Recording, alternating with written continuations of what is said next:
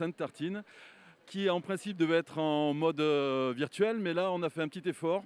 On est venu dans le cœur de ville de Béziers, le cœur de l'activité gastronomique également. Faut savoir que les halles ont toujours été traditionnellement un lieu de rencontre, un lieu où on venait s'alimenter, chercher des produits, rencontrer des gens, avoir un cadre de vie tout à fait social. Depuis plusieurs dizaines d'années, le centre-ville s'est un peu dépeuplé avec l'augmentation des centres commerciaux qui ont fui les centres-villes. Mais je pense que cette année, depuis le confinement, on prend tous conscience que les valeurs de gastronomie, de nourriture sont essentielles à notre bien-être, à notre santé. Et les centres-villes, les halles en particulier, les producteurs de terroirs, reprennent un peu plus la place qu'ils méritent au sein de notre vie, de notre cuisine et de notre alimentation. Donc je vous propose aujourd'hui, donc dans les halles de Béziers, de venir à la rencontre de ces gens qui font partie de l'activité gastronomique et des talents culinaires qu'on peut avoir ici en France. Et on va aller à la rencontre de Cynthia, qui est la présidente des étaliers des halles de Béziers. On va essayer de la déranger. Vous voyez qu'il y a quand même un petit peu de monde. On essaye de respecter la distanciation sociale. Mais vous pouvez remarquer qu'on porte tous le masque. Pas avec plaisir, mais on le fait. Donc on va essayer d'aller la déranger. On va passer devant tout le monde. Bonjour Cynthia. Comment allez-vous? Voilà, donc je vous ai présenté comme étant la patronne des halles de Béziers, avec ce rôle qui vous incombe d'être la présidente des étaliers des halles. Est-ce que À cœur et avec plaisir. Non, non, au contraire, hein, je suis ravie d'avoir ce rôle depuis 2 ans. Donc voilà. les halles, comme je venais de le dire, c'est le cœur d'une ville où on y retrouve un lien social, où on y retrouve des produits pour s'alimenter, pour se nourrir, pour cuisiner. Euh, pour vous, quel est le rôle des étaliers dans une ville comme Béziers?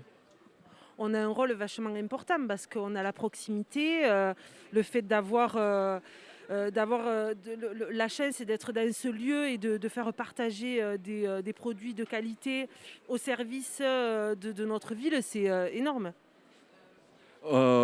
Aujourd'hui, avec ce confinement, les halles sont restées ouvertes malgré tout. Il y a eu un énorme effort qui a été fait. Au niveau de l'activité, est-ce que ça s'est ressenti? Oui et oui, oui et je tiens à remercier, notre maire, hein, parce que grâce à lui, on a pu, rester ouvert depuis le premier confinement et on n'a pas ressenti au niveau de l'activité une baisse. Au contraire, hein, on a travaillé, ce qui nous a permis, de rester, encore plus proche de nos clients, donc ce qui est énorme. Les gens ont-ils pris conscience des valeurs concernant les produits, les origines et la qualité? Oui, oui, oui, ils en prennent tous conscience de plus en plus, hein. On est dans une ère du temps où les gens, prennent de plus en plus en considération, le fait de cuisiner avec de bons produits de qualité et au contraire de ce qu'on peut penser, cuisiner, bien manger ne coûte pas plus cher. Non, non, et c'est un point qui est quand même extrêmement important, c'est que par rapport à la malbouffe, où on y trouve beaucoup d'ingrédients surajoutés qui n'ont pas forcément ni de valeur énergétique, gastronomique, dans les halles, on retrouve des produits qui sont presque bruts pour la plupart, très peu transformés, avec quasiment pas d'additifs. Ah oui, oui, non, mais complètement. C'est là où on voit et où on peut se rendre compte de mes collègues qui sont là pour n'importe quel plat familial que vous pouvez faire, que ce soit pour un plat de lasagne traditionnel familial. Vous venez dans les halles, vous prenez votre viande hachée, votre saucisse fraîche, vos plaques fraîches fait maison, de la maison Rastouille, de la maison Claverie, la fromagerie. Enfin, vraiment, on a la chance de pouvoir faire des plats familiales avec des produits, et comme vous venez de le préciser, sans additifs, c'est une chance où, J'ai une petite question piège. On est là pour valoriser, sublimer la tartine. C'est quoi pour vous votre tartine idéale? pâte à negra et tomates, Le pan con tomate? Euh, bien évidemment. Justement, pour parler de votre métier ici dans les halles, ce jambon, Pourquoi il est si bon? Il est si bon parce que vous avez cette race de cochons ibériques qui viennent d'Andalousie, hein, où la production elle est exclusivement là-bas. Ils sont choyés, ils sont dorlotés, ils ont une alimentation très saine, dans des hectares et des hectares de champs à perte de vue pour qu'ils puissent être bien, pour qu'à la fin, on puisse nous avoir une très belle dégustation. Et voilà, il n'y a pas meilleur jambon que le pata negra. Oh, c'est un magnifique jambon, je vous le confirme. Mais, je vous libère, Cynthia. Merci beaucoup pour... voilà, je vous laisse à vos clients avant qu'ils vous harcèlent. On continue cette visite des Halles de Béziers. On va aller à la rencontre des gens avec... alors, la marche arrière, je ne suis pas sûr de bien maîtriser. Voilà, donc vous voyez, il y a quand même... C'est une journée qui est magnifique. On est... Fin janvier, il y a un temps splendide et dehors, on ne pourra pas y accéder, mais dehors, il y a un marché aux truffes qui bat son plein. Et après le jambon, moi, je vous propose qu'on aille un petit peu au fromage. L'association pain, tartine, jambon, fromage, c'est une des bases essentielles de ce mode de consommation. On va aller voir. Bonjour, je vous dérange 2 petites secondes. Bon, je me prends un vent, je vais en prendre d'autres, je pense. Bon, il y a un petit peu de monde. On va continuer avec un traiteur, tiens. Bonjour. Alors, on est en pleine tartine. Voilà, on est au cœur des Halles de Béziers. Bonjour. Et donc, j'aimerais savoir, c'est quoi votre tartine pour vous? Je dirais voilà, classique, tartine, un bon beurre et une bonne confiture. Hein. Et une tartine salée avec vos produits? Avec de la truffe déjà, et petite brouillade d'œuf. Une petite tartine avec de la truffe. Ouais, ben on est en plein dans la saison. Voilà. Bon, ça se passe bien pour vous, les Halles? Bon, bah, tant mieux. Bah, très bonne journée. Allez, on continue. On va essayer d'aller voir d'autres exposants.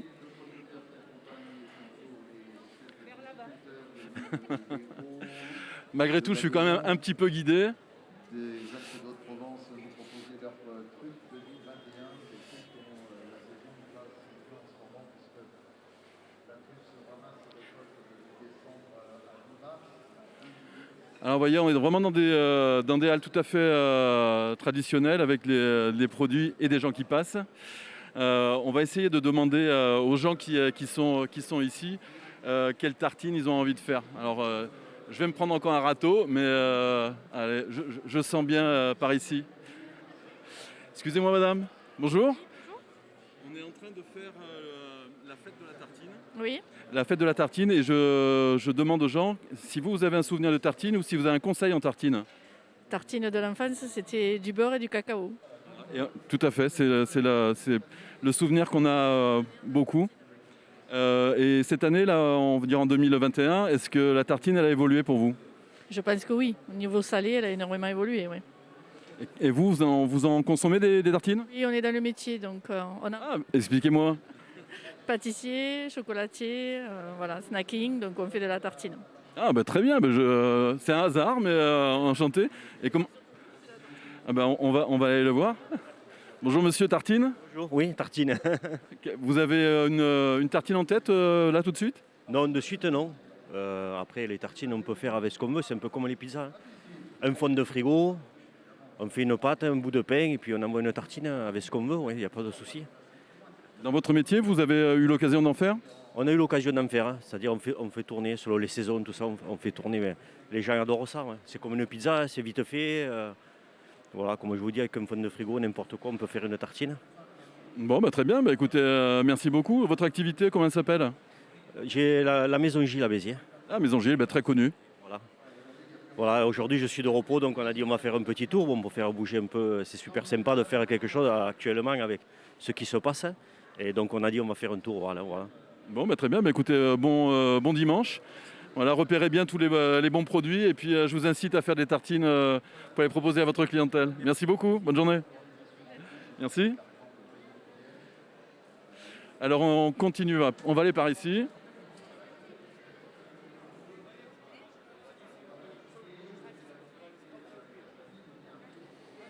Donc on est au cœur du pays biterrois, mais on va faire une petite escapade en Sicile. Voilà, c'est un étalier qui est très réputé sur Béziers.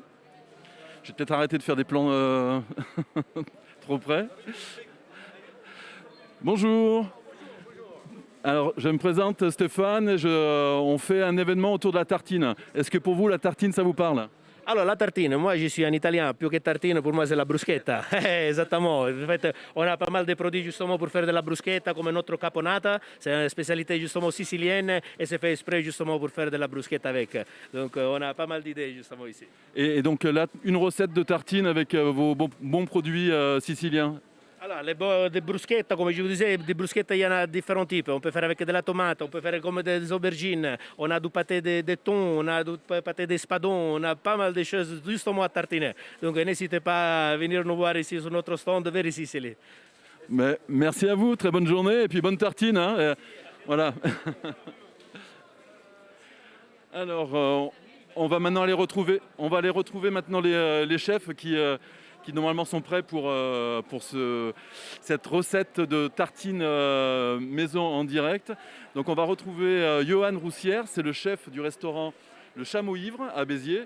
C'est un restaurant, un bistrot qui a ouvert il y a quand même quelques années maintenant et qui propose au départ beaucoup de vins, des vins nature, des vins de la région, et qui s'est orienté sur une cuisine de bistrot avec des produits sourcés avec une extrême grande précision, où il a mis tout son cœur pour découvrir, pour aller à la rencontre de producteurs sur des produits le plus naturels possible, les plus sains possible, avec à cœur la volonté de valoriser des produits de terroir et de les magnifier. Et ensuite, à côté de lui, vous allez retrouver Olivier Bontemps. Olivier Bontemps, c'est un chef qui participe depuis quelques années à l'événement Sainte-Tartine. Et là, on le retrouve donc avec Johan. Donc, c'est le chef du restaurant Au Petit Bontemps à Béziers. Donc, il a une cuisine qui est semi-gastro avec des menus qui varient selon son inspiration, selon ses fournisseurs. C'est quelqu'un qui, lui aussi, attache beaucoup d'importance à la qualité de la relation entre ses fournisseurs et lui-même, pour que ça puisse s'exprimer en cuisine et que les clients perçoivent ce souci du détail qu'on peut retrouver dans tous ces plats. Allez, on y va ?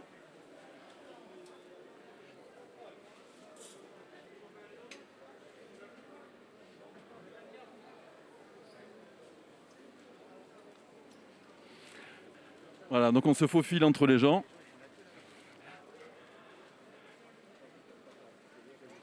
Bonjour, bonjour. Est-ce que vous aimez les tartines ? Oui. Justement, c'est quoi votre tartine à vous ? Ma tartine préférée, c'est ma femme. Vous appelez Martine peut-être ? Pas du tout. C'est vous qui cuisinez à la maison ? C'est plutôt mon mari. Donc, Qu'est-ce que vous appelez tartine? alors une tartine, c'est un bout de pain, voilà, traditionnellement, et on y met quelque chose dessus, généralement qu'on étale. Voilà, Vous prenez quand à l'apéro ou on vit pas ensemble, hein, mais on peut mettre du saumon avec du beurre, on peut mettre du roquefort avec des noix, il y a tant de choses à faire. Au foie gras quand même, hein? J'aime bien le foie gras. vous voyez, vous savez ce que c'est que la tartine. Hein. Voilà, exactement. Bon, ben merci. Et vous, tartine, je sens que vous avez un petit truc avec la tartine. Moi, j'aime les tartines avec du pâté, avec des œufs, avec la truffe. J'aime toutes sortes de tartines. Ouais, très bien. Et le choix du pain ? Alors là, le pain, la paillasse. Ah, le pain paillasse, c'est Et grillé. ouais, grillé. Et le pain paillasse, c'est un pain qui est traditionnel que j'ai découvert en arrivant dans la région. Je suis pas d'ici, hein, je suis lyonnais moi. Hein. Mais ça fait 20 ans que je suis dans la région et c'est un des premiers pains que j'ai découvert et il se marie. Il est tout à fait adapté à une... Inventé par Paillasson. Je sais pas si je dois le croire, le monsieur là, si. C'est comme Monsieur Poubelle. Hein, Ce Paillasson, il a sorti ça, il faisait le tour des boulangers pour ceux qui voulaient la recette. Hein. D'accord, ben, on apprend des choses. Bon, ben, merci beaucoup, je vous souhaite une belle journée et puis vive la tartine. Hein. Merci.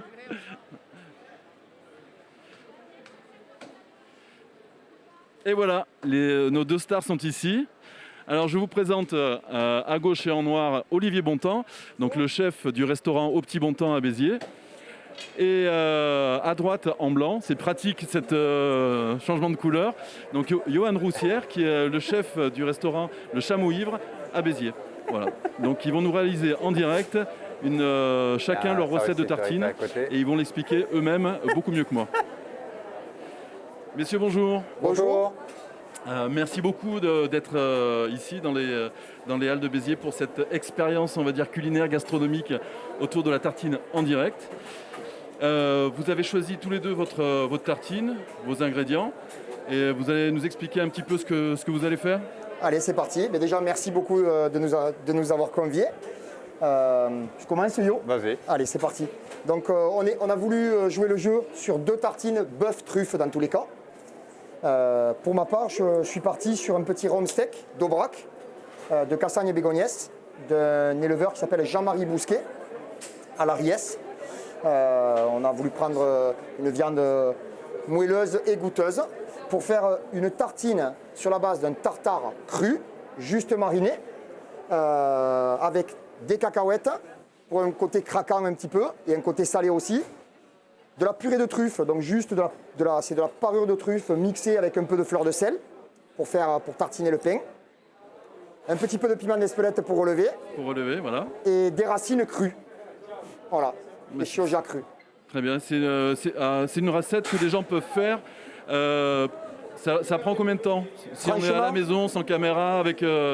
Franchement, à la maison, en demi-heure, je pense que c'est largement jouable pour quelqu'un qui cuisine normalement, qui n'a pas forcément l'habitude de cuisiner tous les jours. 4 personnes? 4 personnes. Facile? Oui, bon, sans problème. Sans problème. Bon, et toi, Johan, ta tartine, dis-moi. Donc moi aussi, voilà, avec le bœuf et truffe. Et donc là, on va travailler sur un bœuf, donc sur la partie côte de bœuf élevée par Didier Barral à l'Antérique. D'accord. L'emblématique. Voilà, sur nos races Auroch et Aubrac, un croisement. Et là, on est sur bœuf qui a été maturé pendant 4 mois, d'accord? C'est énorme. Oui, c'est top. Que j'ai complètement désossé, qu'on va récupérer que le noyau, le cœur en lui-même, et que je vais couper finement, comme pour un carpaccio, qu'on va dresser. On va huiler, et avec une huile que j'ai infusée à la bergamote qui provient des serres de Cesnon, en produits naturels, donc sans chimie, sans pesticides ou quoi que ce soit. Ouais. D'accord. Petite noisette, petite pistache. Et derrière, on finira avec une petite huile, un vinaigre de riz japonais fumé à la bonite séchée. Incroyable, ça je ne connaissais pas. Et le fait de maturer la viande aussi longtemps, ça apporte quoi? Un peu plus de puissance, du gras, du volume et du goût. On extrait l'eau, donc on a une concentration, c'est ça? Exactement. Bon, exactement. Et ça donne beaucoup de finesse à la viande, la chair, du caractère en elle-même. Et ça donne un goût côté torréfié, noisette, amande. On part sur des choses vraiment sur du gras, un joli volume de gras, quoi. Bon, très bien. Alors, il y a une chose que je ne vous ai pas dit, mais il est impératif que je les goûte à la fin. Hein. Évidemment. Avec plaisir. Évidemment. Je vous laisse démarrer. C'est parti. N'hésitez pas, vous expliquez ce que vous faites. On est là avec curiosité, gourmandise pour découvrir tout ça, votre talent et vos petits trucs de chef surtout. Allez. Alors je profite que Yo se prépare en même temps. Donc moi je vais commencer tout simplement. On a pris des betteraves Chioggia. Donc c'est une variété de betterave qui est zébrée à l'intérieur. On va commencer tout simplement à les éplucher. Et ensuite on les tranchera très finement à la mandoline parce que le but c'est de les mariner juste avec un petit peu d'huile d'olive, un petit peu de fleur de sel, un petit peu de piment d'Espelette. Et les tailler très très très finement en petits bâtonnets, pour faire quelque chose de craquant et de très terreux, voilà, pour accompagner la truffe. Donc là, la première, c'est une Chioggia jaune.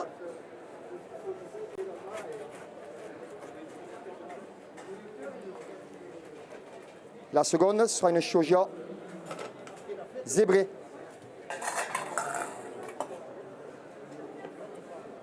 On voit bien là, sur la Chioggia, là, la partie blanche et rose.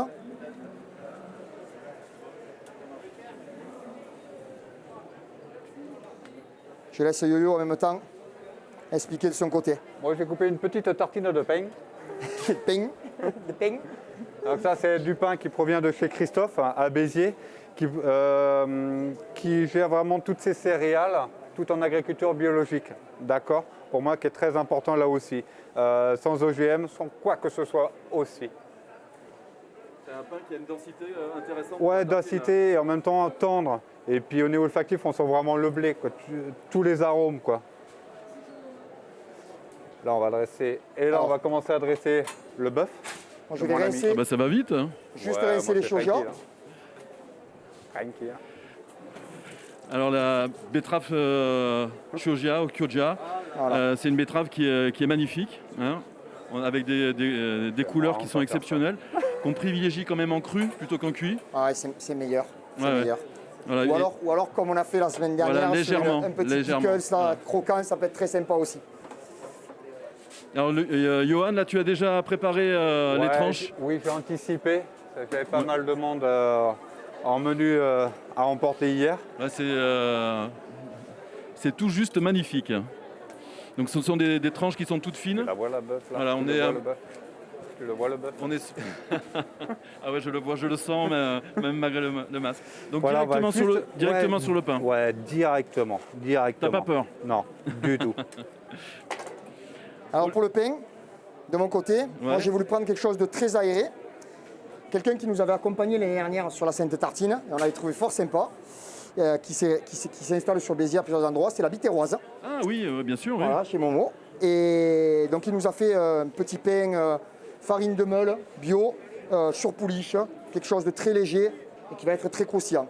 D'accord. On le Tu vas toastera le tout à toaster. l'heure. Ah, d'accord, on le voilà. toastera tout à l'heure avant de le tartiner. Pour l'instant, je vais attaquer donc les shoja pour les mettre à mariner légèrement. Donc tu les passes à la mandoline. Voilà, l'animal que redoutent la plupart des cuisiniers. toujours Moi, c'est pareil. ma hantise. Hein. La petite mandoline. Donc on va essayer de faire quelque chose de très fin. Donc s'il te plaît, pas en direct, un doigt en moins, hein, ça serait sympa. J'ai l'avantage d'avoir le gant, c'est le gant qui passera avant. C'est le gant qui passera avant. Tu mets combien en quantité de jambon De bœuf, on va en mettre à peu près entre 50 et 60 grammes par tartine. D'accord. Ouais. Faut pas que ce soit trop volumineux en lui-même, quoi. Faut que ça soit... Voilà, faut goûter la finesse. Donc Voilà le joli gras. Ouais. Voilà, le persillé.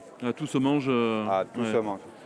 Et en fait, la quantité et la qualité de gras a une incidence sur Très important. Sur la mâche, sur... Voilà, aujourd'hui, on donne beaucoup trop de sel pour les bœufs, etc., pour les faire grossir. Donc à partir de là, elles boivent énormément d'eau, d'accord? Et ça, pour la maturation, c'est pas bon du tout, quoi. Faut éviter le sel. D'accord. D'accord. Pour moi, c'est très important. C'est pour ça que Didier Barral a mis un cahier des charges. On a mis un cahier des charges là-dessus pour vraiment trouver quelque part, peut-être un grand mot, mais la quintessence du bœuf et en même temps surtout le respect du bœuf, le respect de l'élevage, qui est pour moi très très important. Comme pour mes poissons que je travaille au chameau ivre, c'est très très très important. Voilà, la plupart des poissons que je travaille, c'est tout en ikijime. Les poissons sont en ikijime à 90%. Ouais, ça, c'est une Un technique respect. japonaise Exactement. pour moi, tuer la bête sans qu'elle souffre. Voilà, sans souffrance, exactement. Où là, on va trouver vraiment du poisson hors norme, qu'on peut maturer aussi sans souci. Non seulement il n'y a pas la souffrance animale, mais en plus on a une qualité de chair de poisson qui est valorisée. Exactement. Donc on y gagne sur tous les plans. Exactement. Bon. Je vous laisse continuer, je vais aller voir quelqu'un qui a un petit trésor entre les mains, que vous connaissez, et qui va vous servir tous les deux pour vos tartines. Alors c'est Monsieur Yoris qui s'occupe, qui gère la fête de la truffe chaque année ici à Béziers, et qui est avec nous. Hop, on va aller par ici. Voilà, Monsieur Yoris, bonjour. Oui, bonjour. Donc vous êtes producteur de truffes Mélanospérum ici sur Béziers? Oui, moi je suis producteur de truffes, pas sur Béziers, je suis dans la vallée de l'Hérault. Voilà, Saint-André-de-Sangonise, Le Pougette, Plessan. Voilà, parce que nous avons un territoire exceptionnel avec une structure de sol qui s'y prête pour le tuber Mélanosporum. D'ailleurs, fin 19e, début 20e, on faisait des récoltes énormes. Et là, on a relancé la filière trufficole dans l'arrière-pays de la vallée de l'Hérault. Ce sont des productions de chez nous. Très bien. Et comment on détermine la qualité de la truffe? Ben, la qualité de la truffe, ben, c'est déjà la période. Là, nous sommes au top du top pour consommer un tuber mélanosporum. Elles sont toutes récoltées déjà? Alors, elles ne sont pas toutes récoltées parce que la production va s'étalonner, disons, jusqu'à la fin février, première quinzaine de mars. Mais les meilleures truffes, là où on a une maturité optimum, c'est en cette période. C'est fin janvier, début février. Là, nous avons le top de la truffe. Si vous voulez vous régaler, c'est en cette période qu'il vous faut acheter. Comment on les conserve une fois qu'on les a achetées en fraîches? La meilleure des conservations, c'est de la manger. Parce que c'est là où elle a toutes ses qualités gustatives, toutes ses qualités olfactives. C'est là où la truffe est au top. Alors bon, après nous avons des méthodes parce qu'il y a des gourmets qui voudraient manger de la truffe en longueur d'année. Alors la plus facile des méthodes de conservation, c'est le congélateur. Bon, elle se congèle, mais sachez que vous perdez énormément olfactivement et gustativement. Mais c'est encore agréable d'avoir une truffe, même congelée, pour faire des brouillades, des omelettes, des purées, des pâtes, etc. etc. On arrive à faire de bons plats malgré la truffe congelée. Et aujourd'hui, donc, c'est la fête de la truffe ici autour des Halles de Béziers. Vous êtes combien de producteurs présents chaque année? Et est-ce que cette année, c'est un bon millésime pour les truffes? Alors, cette année, on n'a vraiment pas de chance parce qu'avec cette pandémie, bon, on a été obligé de revoir l'organigramme de la manifestation et on a réduit, pour avoir la distanciation entre les producteurs, on a réduit le nombre de producteurs. Alors en fait, cette année, on a mené uniquement 6 producteurs parce que bon, il fallait respecter, je vous dis, les règles de sécurité. Mais sans quoi, bon, en principe, on est entre 10-12 producteurs. Nous venons, mais chaque année, ça monte en crescendo. Parce que de plus en plus, Béziers devient une place incontournable pour la truffe. Et chaque année, on vend davantage. Et encore cette année, là, je viens d'avoir des informations. On arrive à la fin de nos paniers. Et dans quelques temps, là, peut-être dans une heure, nous n'aurons plus de truffes. Et cette année, elle est bien. Il y a la quantité, il y a la qualité au niveau de la truffe? La qualité, nous l'avons. La quantité, ben, c'est comme les viticulteurs, on n'est jamais satisfait. Parce qu'on voudrait davantage, parce qu'on a connu dans le passé des productions exponentielles. Alors, bon, on les voit plus arriver. Alors, on dit que bon, ça n'a pas trop marché. Mais disons, ça a été une année moyenne. Une année moyenne pour un trufficulteur, c'est une bonne année. Bon, merci Monsieur Yoris. Je tiens à préciser quand même que vous nous avez offert, vous avez offert au chef des truffes pour qu'ils puissent réaliser leurs tartines. Donc du coup, je les goûterai tout à l'heure. J'en profiterai également. Je vous remercie beaucoup. À très bientôt et bon marché, bonne fête de la truffe. Et donc maintenant, on retourne à la fête de la tartine. Donc on va voir un petit peu l'avancement des chefs. Johan, t'en es où? Donc là, j'ai dressé le bœuf en carpaccio sur la tartine. Oui. J'ai salé, poivré et avec un poivre, ce qu'on appelle le Vuozi periferi. C'est un poivre qui provient de Madagascar, un poivre sauvage. C'est un faux poivre, je crois, non? Exactement, un faux poivre qui pousse entre 10 à 20 mètres de hauteur. Et généralement, c'est récolté à la main. D'accord? Les mecs montent, les nettes montent en haut pour récolter tout le grain. La petite huile d'olive que j'ai infusée aux écorces à la bergamote. Ah d'accord. C'est ce qu'on voit à côté là. Exactement. Ouais. Et là on va mettre des petits oignons que j'ai fait à la mandoline, toujours infusés à l'huile d'olive et bergamote. Tu les as fait cuire d'abord? Pas du tout. Pas du tout? Pas du tout. Je laisse brut comme ça. D'accord, donc il n'y a pas de cuisson? Non, il n'y a pas de cuisson. C'est un temps d'infusion, de macération. Voilà, exactement, pour donner du croquant, pour du croquant. Donc ça reste donc c'est gourmand. hyper facile à faire chez soi? Oui, exactement. Combien de temps de macération tu conseilles? Ça, 2 jours, 3 jours, 4 jours, 8 jours, 10 jours, 20 jours, ça ne bouge pas. Ah, c'est génial. Après, le stabiliser au frais, il n'y a pas de souci. On garde au frais. Voilà. Alors, allez, je vais aller voir ton copain de table, voir. Allez-y. On dirait que À tout à ça l'heure. avance aussi. Alors, Donc Olivier, toi, t'en es où? on a tranché Ah ouais. les chaugias, Donc, donc très finement. J'ai gardé quelques petits morceaux pour mettre des petits triangles dessus à la fin. Ça Très peut être bien. sympa. Ah ouais, Cru, nature. On a très finement émincé en lanière les lamelles qu'on avait tranchées, qu'on avait taillées. comment s'appelle cette taille? C'est la julienne? C'est une julienne très fine. Ouais. Ouais, julienne très fine. Et puis j'en ai profité le temps de toaster le pain, de ciseler la ciboulette pour faire mon petit tartare. Ça parfume, hein? Ouais, la ciboulette. Elle- Ouais. Alors je voulais mettre une herbe justement qui ne soit pas déroutante. Donc pas mettre de coriandre, pas mettre d'estragon, pas mettre de sauge. Pas quelque chose qui soit déroutant au niveau Comment on est? du parfum avec le bœuf. Ah ouais. Et c'est, Voilà. on est quand même pas très loin de l'oignon aussi, hein, la C'est ça. ciboulette. La cive. Tout à fait. Et donc là, le pain, tu le mets combien de temps? Oh, je le toast qu'il soit bien croustillant là. On peut le faire au four, sous le Oui, grill, bien hein, sûr, hein. on peut le faire en position grill au four, on peut le faire.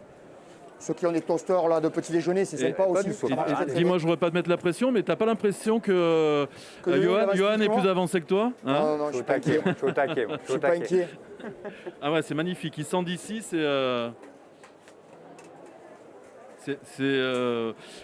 on va devoir partager, hein. Je sais pas si je vais arriver à tout manger, moi, hein, On pourra, mais là, le but de la tartine, c'est la partager. Exactement, ouais. C'est la partager.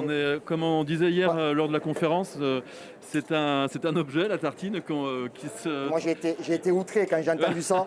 La tartine est un objet. J'ai dit, oula. Elle peut se partager, elle peut être mangée en dehors de la table, en pique-nique. C'est ce côté assez agréable de cette consommation. C'est vrai. Et puis ça peut être très très élaboré en même temps. Alors. C'est-à-dire que ça peut être une petite tartine avec du beurre cru et 4 carrés de chocolat dessus. Attends, je te coupe parce que ce que tu es en train de faire, c'est tout juste exceptionnel. Ouais, puis elle se détache toute seule. Alors soit tu as un couteau qui coupe Non, super non, bien, il faut pas. soit tu as une viande qui est, mais alors... J'aime pas. C'est mon second, c'est Juju, c'est mon second qui a des couteaux qui taillent. Moi, je Ah travaille ouais, moi, je travaille avec des pioches. Ah ouais. Donc, j'ai toujours peur de me prendre un doigt avec mes couteaux. C'est sûr, tu as une telle énergie que C'est il trop vaut mieux dangereux. que tu confies la découpe. D'habitude, c'est Julien qui le fait, ça. Moi, je sais même pas le faire d'habitude. Ah ouais, non, mais Tout ce qui- vous êtes combien à travailler en cuisine Alors, en tout, temps normal, hein? en tout en cuisine, on a Julien avec moi au salé, on a Paul qui est en pâtisserie maintenant, et on a Lulu qui fait un petit peu de tout. C'est-à-dire que aide cuisine, aide en salle, aide à la plonge. C'est un peu le lièvre qui C'est ça. rend service et qui aide. C'est ça, Voilà. multitâche. Ouais, très bien. Je vais aller voir quelqu'un que vous connaissez aussi. Alors, je ne sais pas si toi, Olivier, tu l'avais rencontré lors de la Sainte Tartine, mais c'est quelqu'un moi que j'ai découvert l'an dernier et qui travaille à moins d'1 kilomètre de chez moi que je ne connaissais pas. Et il fait un travail remarquable avec, je vous laisse découvrir au milieu de la table, ce sont des micro-pousses. Alors les micro-pousses, il va nous expliquer exactement à quoi ça sert, comment c'est fait. C'est hyper intéressant, c'est visuellement magnifique, tout juste magnifique. Gustativement impressionnant. Et voilà, vous pouvez retrouver des goûts d'aliments sur ces micro-pousses qui sont incroyables. Et je reviens vers toi pour savoir un petit peu plus au niveau du chameau ivre, comment ça se passe, hein, tu me diras. Oui. Si tu veux bien. Hein. Donc voilà, on est avec Emmanuel. Et donc Emmanuel, on est presque voisins depuis quelques années et ça fait à peine 1 an qu'on se connaît. Voilà, donc tu vas m'expliquer un petit peu comment on produit les micro-pousses. Alors, il y a plusieurs façons de produire des micro-pousses. Ça peut être tout à fait en extérieur ou là, franchement, dans mon cas, je vais c'est passer en moins de intérieur. temps. À un moment donné, On fait ça dans des petites barquettes et avec un terreau bio, certifié bio, des graines certifiées bio. Et voilà, et on fait pousser ça. Ça prend entre 2 semaines et 6 semaines suivant les variétés pour être prêt et pour amener donc aux cuisiniers. Oui, donc tu travailles toi principalement avec les restaurateurs dans la région, c'est ça? Oui, principalement avec les restaurateurs et sinon un petit peu le marché des arceaux le mardi et aussi éventuellement le samedi. Bah, c'est déjà un endroit où les gens peuvent venir te rencontrer. Moi, j'aimerais que tu m'expliques un petit peu les différentes variétés qui sont présentes ici et s'il y a peut-être d'autres choses, quelles sont leurs utilisations également en cuisine? D'accord. Alors là, vous avez donc du radis bicolore ou radis réfort, c'est celui-là, et radis réfort. Donc ça, c'est vraiment un goût de radis qui est assez punchy, c'est-à-dire que c'est un peu épicé, c'est très frais, c'est plein d'eau et c'est craquant. Après, vous avez de l'amarante rouge qui, elle, est... Elle est drôle?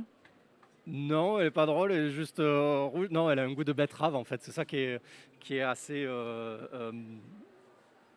Excuse-moi, c'est mon humour artisanal. Je t'ai perturbé. Donc, elle a un goût de betterave. Voilà, et elle est pleine de protéines. Ensuite, vous avez la livèche, qui est donc le céleri perpétuel. Pourquoi céleri perpétuel? C'est un céleri en fait c'est pas un céleri branche, en fait c'est un céleri qui peut pousser dans les montagnes en extérieur et qui est ce qu'on appelle une vivace, c'est-à-dire qu'elle revient chaque année. Voilà, et donc ça a un goût donc principalement de céleri, mais aussi quelques saveurs, des notes de fenugrec et de carvi. Ah, c'est très, très varié, une palette aromatique qui est impressionnante. Ouais. Et pour... Ensuite, vous avez donc de la bourrache. Donc souvent on mange les fleurs violettes, voilà, qui sont un peu sucrées, qui rappellent un peu l'huître aussi. Donc là c'est les jeunes feuilles. Et après sur la table vous avez d'autres variétés comme ce qui est intéressant, c'est l'œillet d'Inde géant. Donc ça, les chefs, on va en parler tout à l'heure. Hein. Bon, écoutez, Emmanuel, je te remercie beaucoup d'être venu et ravi de te retrouver parce qu'avec ce confinement, ça faisait 1 an quasiment qu'on ne s'était pas vu. Et d'ailleurs, le confinement, pour toi, ça a été quand même impactant? Oui, parce que je travaille énormément avec les cuisiniers, donc effectivement, c'est impactant. Mais bon, j'ai eu le soutien de quelques cuisiniers qui, eux, continuent à faire de la vente à emporter. Donc voilà, on se maintient à flot. Très bien. Merci Emmanuel, à très bientôt. Alors, on devait avoir la visite de monsieur le maire, je ne sais pas où ça en est. Donc, on revient avec Johan. Hein. Au Chameau Ivre, vous êtes combien à travailler? On est combien à travailler en cuisine, nous sommes 3 et en salle 3 également. Donc on est 7 avec le propriétaire, donc Philippe. En temps normal? En temps normal, exactement. Ouais. Et toi, est-ce que tu as fait la vente à emporter? Et nous avons fait la vente emportée. On a une très belle demande. Et donc je remercie justement les clients, les Biterrois qui jouent le jeu pour nous accompagner dans ce problème depuis 1 an là. Et oui, ça marche bien. Ouais. Oui, j'ai entendu dire voilà, qu'il y avait une réelle demande justement des gens de garder le contact avec les restaurateurs. Et je sais même que du coup, vous avez des équipes tous qui sont réduites. Ouais. Et vous avez une charge de travail personnelle qui est beaucoup plus importante. Moi, j'ai cru pendant le confinement que j'allais pouvoir aborder les chefs avec une grande facilité. Eh bien non. Vous êtes hyper actif, c'est impressionnant. C'est important. Je pense qu'il ne faut pas rester, sans faire de polémique, quoi, mais voilà, faut qu'on continue, quoi. Faut travailler, quoi. Et puis nous, c'est notre valeur. Puis moi, c'est ma passion, comme Olivier, c'est notre passion, on aime ça. La cuisine, c'est très très important. La restauration, c'est très important. Et puis la nourriture, les produits, c'est un partage, quoi. Faut qu'on continue. Voilà. Faut pas s'endormir. Il y a Philippe, je coupe. Il y a M. Philippe Catus qui est juste là dans le coin, avec le masque noir. C'est le propriétaire. Voilà. Avec le masque noir. C'est du propriétaire du Chameau Ivre? Exactement, c'est Zoro. Il se cache. Je découvre aussi beaucoup de choses ici et je rencontre des nouvelles personnes. Donc bonjour. Donc vous êtes Philippe, le propriétaire du Chameau Ivre à Béziers? Oui, pour l'instant, oui. Pour l'instant. Pourvu que ça dure. Voilà, oui. Et donc, merci d'être présent ici. Le grand patron de la cuisine. Moi, je découvre avec merveille ces talents de cuisinier. Est-ce que vous avez un rapport avec la tartine, en particulier au niveau alimentation, gastronomie? C'est le thème aujourd'hui, la tartine. Ouais. Si le pain est bon, oui. Voilà, c'est la première approche, on est sur le pain. Oui, bien sûr. Mais il y a de plus en plus de bons pains. Oui, il y a beaucoup d'efforts qui ont été faits auprès des boulangers. Ce n'était pas le cas il y a 20, 30 ou 40 ans, mais depuis quelques années, depuis des gens comme Paul, comme ça, il y a vraiment... Et on voit apparaître plein de jeunes qui se lancent dans la boulangerie, c'est une très bonne chose. Oui, c'est un métier qui prend beaucoup d'ampleur avec des gens qui sont passionnés, impliqués sur l'origine du produit et la qualité des semences. Certains travaillent même, font leur propre blé en bio, donc vraiment il y a des efforts qu'on ne soupçonnait pas. Il y a 30 ans, le pain n'avait aucun goût et de plus en plus avec des farines différentes, avec des céréales différentes. Donc, voilà. Mais toute la filière, le pain c'est un bon exemple, mais dans l'agriculture, dans la production, et là je vais parler de l'Occitanie, on a des gens qui vraiment retournent sur des valeurs. Et en termes de consommation, ça c'est mon avis, mais la pandémie a fait prendre aux gens aussi une petite notion de ce qu'est l'alimentation. Mais j'ai pas l'impression que vous soyez d'accord. Il y a eu un petit vent de folie au premier confinement. Le deuxième, ça s'est tassé. J'espère qu'au troisième ou quatrième, on retrouvera les efforts du premier. Mais oui, j'espère que ça ne sera pas une utopie. Mais c'est vrai qu'il y a des marchés courts qui ont fonctionné, ça refonctionne, mais il faut que ça rentre dans les mœurs et que ça devienne une habitude. On est là pour ça. Hein. Oui, je sais. Et vous aussi oui, mais bon, moi, j'ai ça dans mes gènes, alors c'est pas... Non, mais c'est important, je trouve, d'exprimer les choses, de dire que derrière une assiette préparée par plusieurs personnes, 7-10 personnes dans un restaurant, il y a aussi des fournisseurs et des producteurs qui permettent cette qualité. Oui, bien sûr.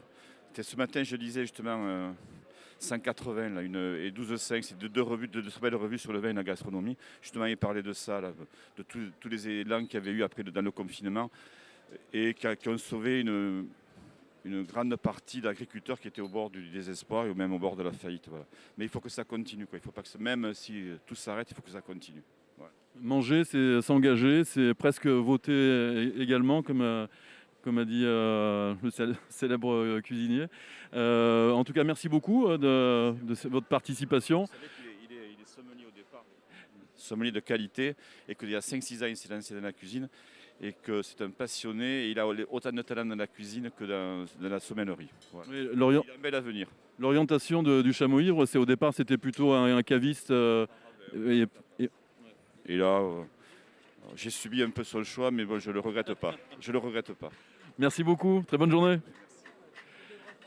On retourne avec toi, Olivier. Allez, on termine. Alors, dis-moi. On termine le petit tartare. Donc là, tu as haché ta viande au couteau, finement. Je mélange avec ma ciboulette. Tu as mis un peu d'huile? J'ai mis huile de sésame. Ah ouais, huile de sésame. Ouais. D'ailleurs, même avec le masque, on le sent. Quelques gouttes de sésame torréfié. Un petit peu de Worcestershire sauce. D'accord, Worcestershire sauce. Made in France, mais Worcestershire sauce. Bien. Un peu d'huile d'olive, on a pris l'huile d'olive, j'aime beaucoup travailler avec eux, à Cornéllan. Le Clos des Aubarèdes, c'est très bien, Bertangéli, franchement, c'est très très bon, c'est très subtil, très fin. Et là, les arachides, la ciboulette. Voilà. Et les arachides, c'est cru ou c'est torréfié? Torréfié, juste torréfié. Okay. Nature torréfié. Nature, pas salé. Je veux juste quand même... Et en même temps, j'ai vu que tu as préparé donc la truffe. Donc la truffe, vous avez fait tous les deux des fines lamelles. Hein. Alors, moi, il y a quelque chose qui me semble important, et je pense aussi pour la truffe, c'est l'épaisseur. Pour moi, l'épaisseur, elle a une incidence, une influence sur le goût. La mâche, c'est une réalité. Hein. C'est une réalité. Il faut vraiment que ça soit taillé très très fin pour avoir le parfum, etc. Comme je pense, Olivier, voilà, toaster le pain, ça va encore beaucoup plus intensifier l'aromatique de la truffe. Et qu'on coupe trop gros, ça n'a pas le goût, puis c'est dommage au niveau de la bouche. C'est comme un poisson ou une viande qu'on veut faire en carpaccio, ou comme fait Olivier en tartare, on coupe très très fin, pas des gros morceaux, pour avoir vraiment du plaisir en bouche. On n'est pas une mâche dure, mais beaucoup de finesse. Tout à fait. Et donc dans le déroulé, donc le pain, le jambon, voilà, les petits oignons confits, pistaches, noisettes. Ouais. Donc pistaches et noisettes qui viennent du Piémont, Interiano. Vraiment l'origine, pour moi, c'est qui est très important. C'est vraiment des précurseurs là-dessus. Ensuite, les petites truffes, voilà, à la mandoline, donc en carpaccio coupé très très fin. Et le jardin aromatique, pour refaire penser aux bêtes quand elles broutent l'herbe, etc. Donc le jardin aromatique de Emmanuel. Tu as choisi quoi comme herbe et pourquoi? Différentes herbes pour que ça parte un petit peu dans tous les sens au niveau gustatif aussi. Qu'on ait une bouchée différente à chaque fois. Exactement, exactement. Qu'on parte un petit peu dans tous les sens. Ce côté de la viande, la puissance de la viande, la truffe qui va embaumer derrière, le côté de la terre, l'arbre aromatique qui va donner un peu de piquant, qui va partir sur des notes de torréfié, etc. Côté poivrier, etc. Donc ouais, faut que ça s'éclate un petit peu tout ça en bouche, quoi. D'accord. Une explosion aromatique. Et non seulement ça apporte au goût, mais on réalise des chefs-d'œuvre ouais, c'est tout sympa. simplement. Ouais, on s'amuse, c'est un amusement là. Ouais, c'est important justement dans la tartine. Pour moi, c'est important. De participer voilà, à son épanouissement personnel, celui qui le fait, celui qui la mange aussi. Exactement, exactement. Alors là, on est parti sur sur de la truffe hachée. Voilà. Alors là, la tapenade, en réalité, c'est toutes les parures de truffe que je récupère. Donc là, je l'ai faite. C'est toi qui as fait? Oui, oui, c'est moi qui fais la tapenade. Donc c'est les parures de truffe que je mixe avec de l'huile. Donc 50% d'huile de pépins de raisin, 50% d'huile d'olive très douce, un peu de fleur de sel. Et ça permet d'avoir une base de truffe et d'utiliser toutes les parures. Voilà, toutes les épluchures, toutes les parures. Les lamelles, par contre, je les ai tranchées comme ça. Pareil, julienne très fine. Ouais. Ok. J'ai tartiné un petit peu mon pain. J'aurais pu réassaisonner le pain. Je ne veux pas le réassaisonner parce que le tartare est déjà très assaisonné. C'est puissant. Parce que je vois qu'il n'y en a pas beaucoup. Non, il n'y a pas besoin de beaucoup. Voilà, donc il y a une puissance aromatique qui est quand même... Tiens. Vas-y. Tu peux. Tiens le micro. Je veux bien, ouais, s'il te plaît.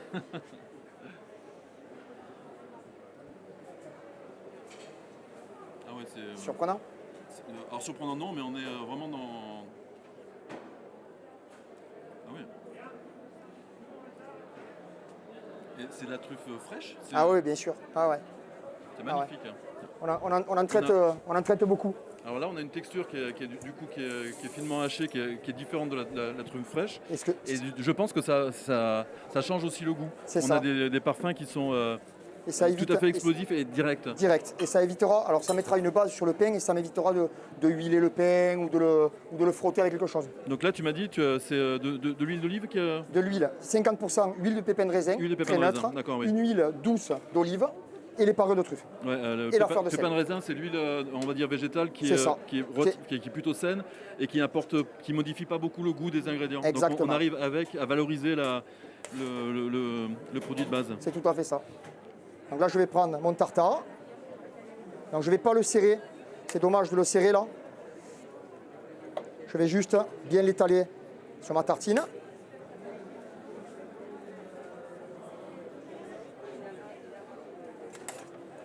Donc on arrive sur la fin. Ah ben du coup là, ça aurait pu être les parures qu'on voit ici, ça aurait pu être des parures que j'aurais mis dans l'huile de truffe, dans la tapenade de truffe. Donc là, on va pas faire un décompte, hein, mais Yo-Yo est beaucoup plus rapide que moi. Johan est beaucoup plus rapide que moi. Alors, il vous reste 30 secondes. 9, 8. Alors, on a le croquant, on a le côté gourmand. Le moelleux. Le moelleux. Et voilà. Les tanins. Toi, Johan, est-ce que en cuisine, la tartine, c'est quelque chose qui t'évoque des souvenirs ou qui t'inspire? Tu peux dire non, hein, on est là, rien du tout. T'as pas un souvenir d'enfance? Parce que moi, traditionnellement, la tartine, pour moi, c'est un mode de consommation qui est assez simple. Dans mon enfance, je suis pas tout jeune, mais une tranche de pain, du chocolat, c'était pour moi la première tartine. Et je pense que dans l'imaginaire, dans la mémoire collective des gens, on est un peu resté là. Et moi, mon métier, c'est de faire justement des produits à tartiner. Et je trouve que c'est un monde extraordinaire de possibilités. Et je suis allé voir plus de 30 chefs dans la région Occitanie qui ont tous fait des tartines très surprenantes et originales. Toi, ça t'inspire pas plus que ça? Non, mes racines, c'est vraiment mes origines, c'est vraiment la Vendée. d'accord, donc le pays, l'Atlantique. Et la chance que j'ai eue quand j'ai commencé, enfin par le plaisir, parce qu'avant tout je ne suis pas cuisinier du tout, je suis sommelier de profession. Et mes souvenirs d'enfance, c'est avec ma grand-mère, c'est surtout le poisson. Et je pense que tout vient de là par rapport au poisson et ensuite surtout les races bovines, le cahier des charges, comme la race la partenaise dans les Deux-Sèvres, qui m'ont vraiment habitué à manger et à savoir goûter les choses de mes racines, mais surtout autour du poisson. Et c'est vrai que nous, les tartines, dans notre région, ça ne se fait pas réellement. Ouais. Ton approche de la cuisine, toi, au Chameau Ivre, elle est venue il y a... Comme ça. Comme ça, mais je veux dire, c'est au départ, tu étais caviste, comme a dit... Oui, voilà, caviste, sommelier. J'ai fait l'école de Paris. J'ai eu la chance de travailler avec Philippe Forbras, qui a été meilleur sommelier du monde au bistrot du sommelier à Paris, boulevard Haussmann. Après, j'ai eu la chance de rentrer au Grand Hôtel du Lion d'Or à Romorantin, Didier Clément, où il avait 2 étoiles au Michelin. Et ensuite, je suis descendu avec Philippe dans le sud, parce que j'avais peu de connaissances autour des vins du Languedoc et du Roussillon. Donc, ce qui m'a permis d'évoluer autour de ces vins-là, de la région. Oui. Et pour être caviste, revendre du vin étant comme grossiste pour la restauration et faire de l'export. Et puis ensuite, ça m'a manqué, la restauration m'a manqué. Donc, Philippe a créé le Chameau Ivre. Et donc, bon, moi, je gérais vraiment toute la partie sommellerie. Et la cuisine, c'est arrivé comme ça. Comme une évidence. Ouais, et putain, quel plaisir, quoi. Aujourd'hui, c'est mon kiff. Je suis en transe, c'est une adrénaline que j'ai. Et puis avec les fournisseurs qui m'ont accompagné, des chefs étoilés qui m'ont accompagné, comme Olivier m'a accompagné, parce que j'avais peu de connaissances. Donc à partir de là, j'ai vraiment mis toutes les choses en place, etc. Et je remercie tous ces gens-là qui m'ont fait confiance. C'est important, oui. La relation avec ses fournisseurs. C'est très important. Ouais. Et une personne que pour moi j'admire énormément, qui est mon pote, qui est mon kiff, c'est Sylvain Pioche, qui m'a vraiment tout appris autour du poisson, qui est aujourd'hui professeur à l'université de Montpellier au niveau de la recherche de la biologie pour les fonds marins sur le bassin méditerranéen. Voilà. Écoute, je t'interromps parce que je vois quelqu'un que j'ai envie d'aller interviewer. C'est quelqu'un qui nous a permis de réaliser cet événement ici dans les halles les magnifiques halles de Béziers, je dirais même, avec donc un coup de main technique de toute l'équipe municipale. Il est au téléphone, je ne sais pas avec qui il est. Mais on va aller lui dire bonjour.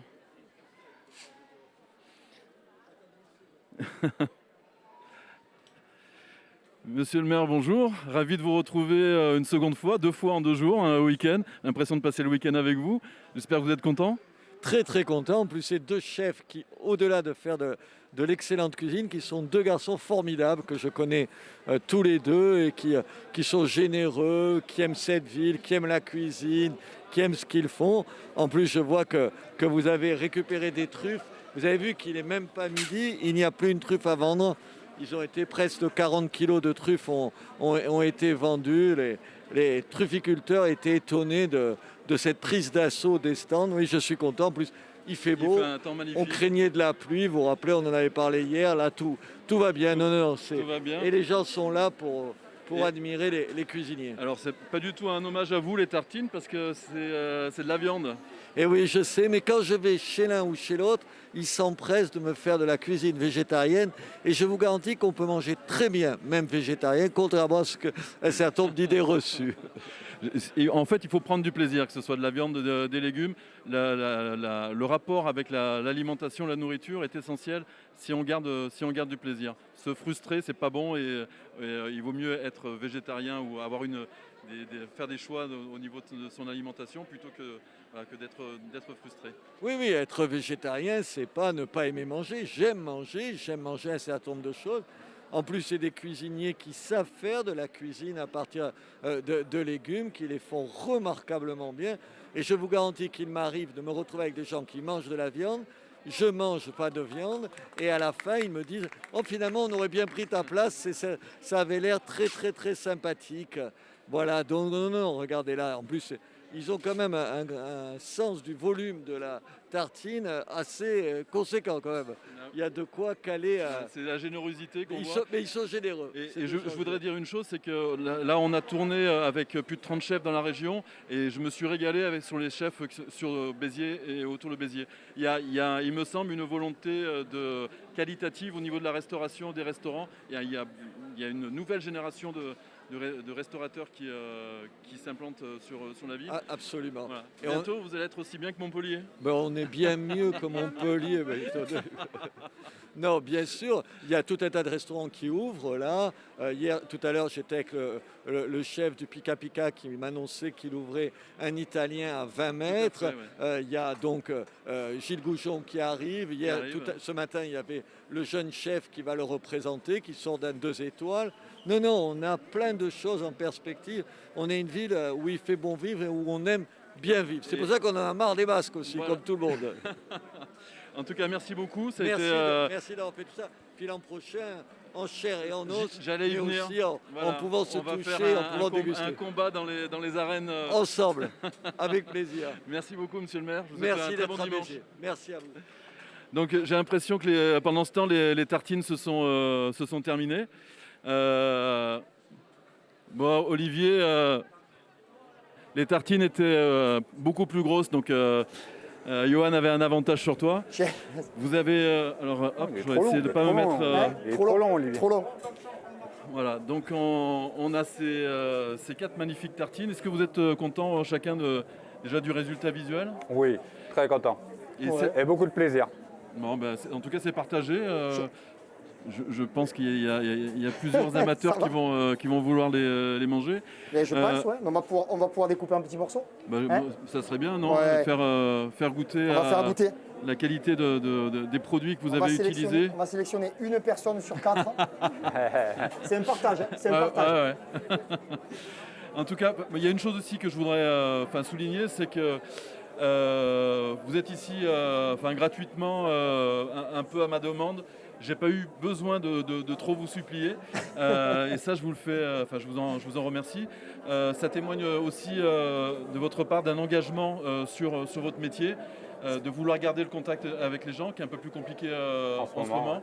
Et je trouve que vous avez un rôle, vous les restaurateurs, pour nous les consommateurs, pour nous expliquer que bien manger c'est facile, bien manger c'est avec des bons produits. Il y a une notion de prix, mais on s'y retrouve sur tous les points. Le plaisir, la santé, la diversité, la variété des choses qui sont essentielles pour notre alimentation, pour notre bien-être. Bravo, très franchement, un grand bravo. Merci. Merci à vous. J'espère qu'on va se retrouver vite les pieds sous la table on l'espère aussi. De vos restaurants. Croise fort les doigts. Croise fort les doigts. On y croit et puis je pense qu'avec tous les efforts qu'on fait chacun, imposés mais en tout cas qui doivent nous permettre de sortir de cette situation le plus rapidement possible. Je peux vous demander de les couper? Oui, avec plaisir. On coupe. Dégustation. Est-ce que je peux commencer, moi? Mais bien sûr. À goûter. Bien sûr. Pardon. Ouais, comme je disais, j'ai fait pour l'événement Sainte-Tartine, je suis allé voir plus de 30 chefs dans toute la région. Tous les chefs ont fait des tartines incroyables qui témoignent véritablement de leur engagement sur les produits, sur leur style de cuisine. Et ces chefs, pour la plupart, étaient, malgré le confinement, bien occupés et ils m'ont consacré avec une gentillesse énorme et incroyable leur temps et leur savoir-faire. Et tout ça, ça a été aussi une histoire, on va dire, d'équipe. Derrière moi, j'ai aussi un métier qui n'est pas du tout animateur, reporter. Donc moi, c'est mon métier, je suis artisan conserveur.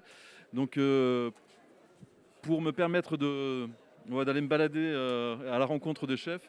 Donc derrière moi, j'ai quand même toute mon équipe qui m'a bien soutenu.